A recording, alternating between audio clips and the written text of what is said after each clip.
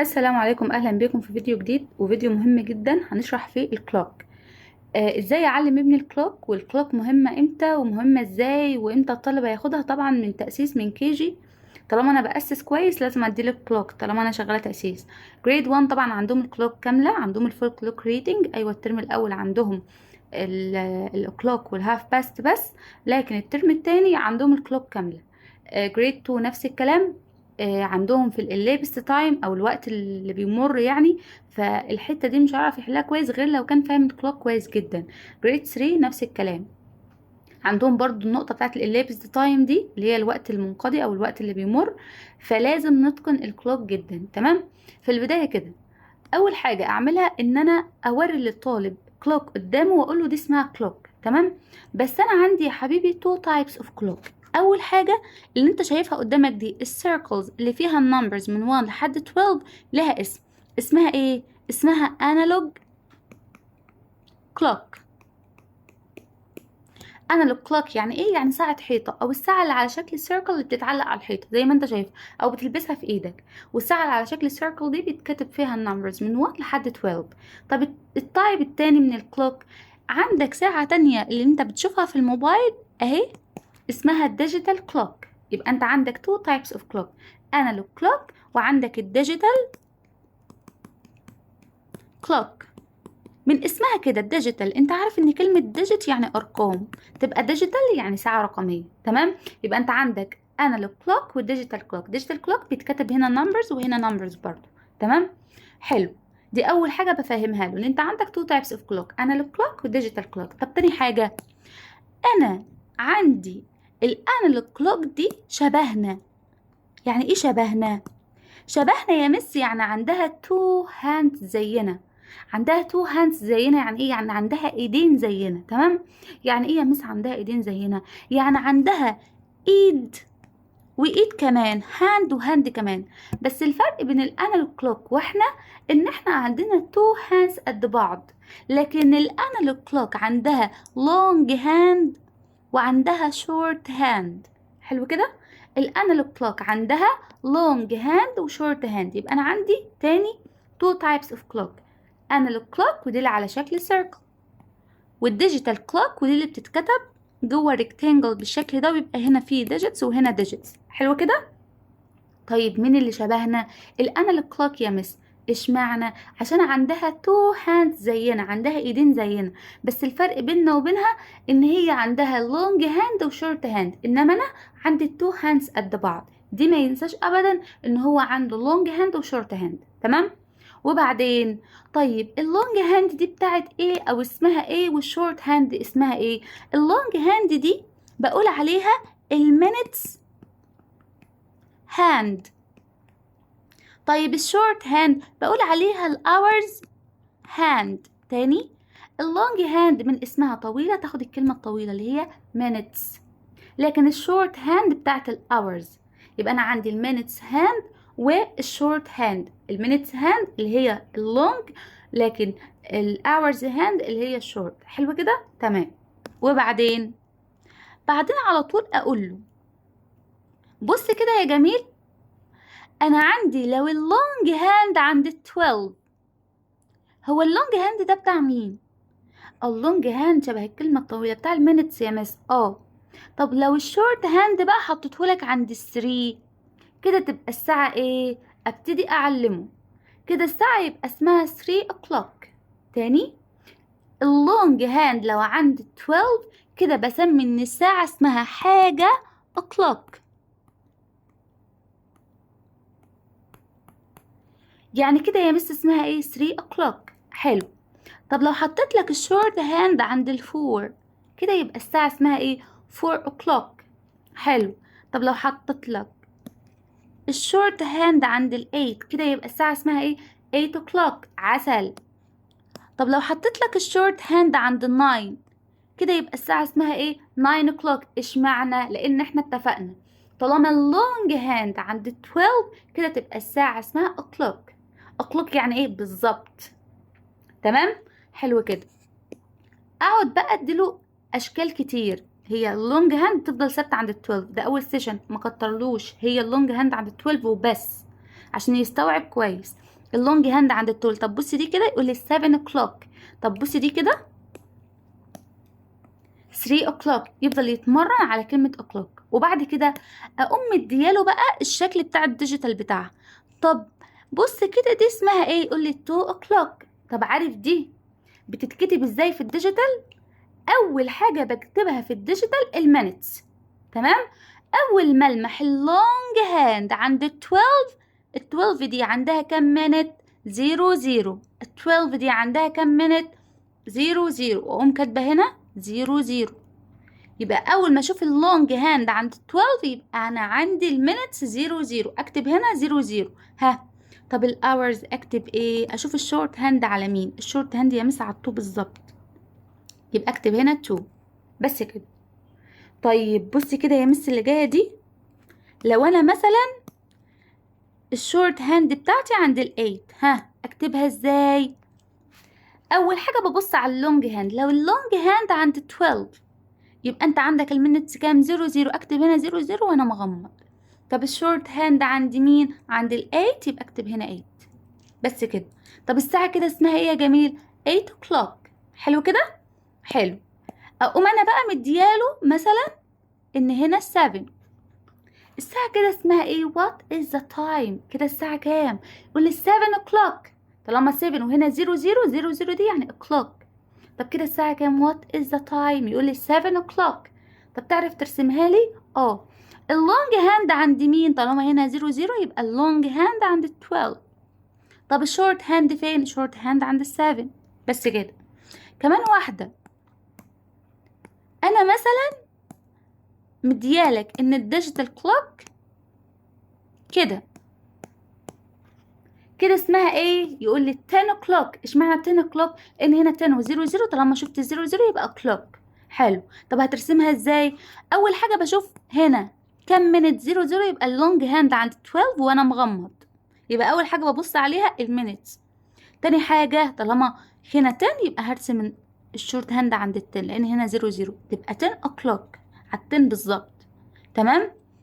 واحده كمان مثلا بقول لك 6 كده تبقى الساعة كام؟ 6 o'clock. طب ارسمها ازاي؟ اول ما اشوف 0 اللونج هاند عند 12 شورت هاند عند 6 بس كده خلصت. تمام. ودي تبقى اول حاجة يعرفها في الكلوك، في الانالوج كلوك والديجيتال كلوك. اديت له شكل الانالوج واديت له شكل الديجيتال وفرقت له بينهم. تاني حاجة رسمت له قدامه وريته الشورت هاند فين اللونج هاند فين، وعرفته اول حاجه لما يكون اللونج هاند عند 12 تبقى الساعه اسمها o'clock يعني ايه بالظبط. تمام. واديت له اكسرسايز عليها، سواء بقى هو قال له draw the hours hand او حتى اداها له بالديجيتال وقال له قول لي كده الساعه كام، فخلاص هو يعرف يتعامل. تمام. تاني سيشن على طول او بعد ما بيخلص السيشن الاولى دي بياخد طبعا اكسرسايز كتير عليها مره واتنين عادي جدا، وبعدها على طول بديله السيشن التانية بقى اللي هو ايه؟ اللي هو half past. تمام. بس اول بقى قبل ما بقول له الهاف باست دي بقول له حاجه. بقول له انت عارف ال1 hour فيها كام منت؟ ال1 hour كلها على بعضها، الساعه كلها على بعضها كام منت؟ هيقول لي 60 minutes. او انا اعرفه ان هي ال1 hour equal 60 minutes. تاني ال1 hour فيها كام minutes؟ 60 minutes. احفظها له. ال1 hour فيها كام minutes؟ 60 minutes. طب تفتكر الهاف hour فيها كام minute؟ الهاف hour نص الساعة اهي. الهاف hour فيها كام minutes؟ ممكن يعرفها لوحده ويقول لك 30. لو مش عارف عرفيه. تمام. وبعدين قولي له بقى ان احنا هناخد النهارده لو اللونج هاند عند 6. لو اللونج هاند فين؟ عند 6 اهو. اللونج هاند عند 6 انت لازم تعرف ايه؟ اول حاجه اسمها ايه؟ احنا خدنا المره اللي فاتت مثلا ان 12 عندها 0 الساعه كان اسمها o'clock. طب ال6 الساعه لما يكون اللونج هاند عند 6 هيبقى اسمها half past. حلو كده. يبقى اسمها half past. تمام. half past عادي، في ناس تنطقها half past عادي، بس انا بقول عشان يعني الفونكس تبقى اسمها half past. طب الشورت هاند بقى يا مس يكون فين؟ الشورت هاند مثلا هحطه لك في الحتة دي between 2 and 3. ها، اللونج هاند عند ال6 والشورت هاند between 2 and 3. هتقول half past كام؟ ها، طالما الشورت هاند between 2 and 3 تختار الصغنن اللي هو 2. يبقى كده الساعة اسمها ايه؟ half past 2. حلو. طيب لو انا قلت لك ان الشورت هاند ده اهو مثلا عند في المكان ده كده between 3 and 4، طالما اللونج هاند عند 6 يبقى اسمها half past. طب half past كام؟ half past 3. تمام. واحدة كمان. طب بص كده دي الشورت هاند between 8 and 9، كده يبقى اسمها ايه؟ half past مين؟ انا قلت الصغنن between 8 and 9 يبقى اسمها half past 8. عسل. طب بص دي الشورت هاند هنا فين؟ الشورت هاند between 11 and 12، تبقى الساعة كده اسمها ايه؟ half past 11. بس كده. تمام. اقعد اكررها معاه لغاية ما يعرف ينطقها كويس. طيب لو انا حبيت اكتبها بالديجيتال، لو انا حبيت اكتبها بالديجيتال بقى اكتبها ازاي؟ هو اللونج هاند فين؟ عند ال6. انت فاكر لما كنا بناخد اللونج هاند عند 12 كنا بنكتب هنا كام؟ يقول لي 0 0. حلو. طب لو انا بقى بقول لك بقى لو اللونج هاند عند ال6 بنكتب هنا 30. طب انت عارف ليه بنكتب 30؟ عشان انا لسه قايله لك ان الكلوك كامله بسكاستي، انا واخده يعتبر الهاف بتاع الكلوك، خدت نصها، فعشان كده ال6 دي عندها 30 minutes. عرفت ليه ال6 عندها 30 minutes؟ لان انا يعتبر مخلصه نص الساعه. تمام. والكلام ده اقوله له وانا بشرح الهاف باست. طيب يا مس الشورت هاند between 11 and 12 تكتبي مين؟ طالما الشورت هاند between two numbers انا كده كده على طول بختار الصغنن اللي هو 11. حلو كده؟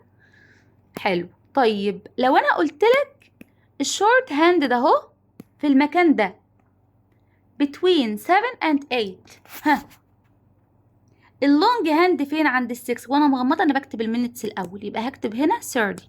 طب الشورت هاند فين؟ between 7 and 8 يبقى تختار مين الصغنن اللي هو 7. طب كده الساعه كام؟ half past 7 اهو. طالما اللونج هاند عند 6 يبقى اسمها half past. half past ايه؟ half past 7. طب لو اللونج هاند عند 12، ها فاكر؟ انت لو فاكر تبقى اشطر شطور بقى.